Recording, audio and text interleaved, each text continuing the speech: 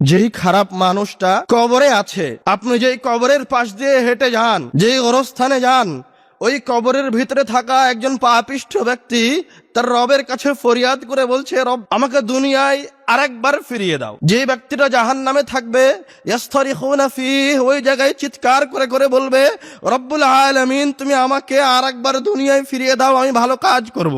আপনি যে 10 মিনিট অপচয় করছেন এই জমিনের উপরে এখন উপস্থিত, যে একটা মিনিট সময় অতিবাহিত করছেন, এই একটা মিনিট সময়ের জন্য ওই কবরের ভিতরে থাকা ব্যক্তিটা চিৎকার করছে। আপনি ওই কবরে যাওয়ার আগে, ওই কবরে ঢোকার আগে আপনার এই 5 মিনিট সময়কে মূল্যায়ন করেন, 1 মিনিট সময়কে মূল্যায়ন করেন।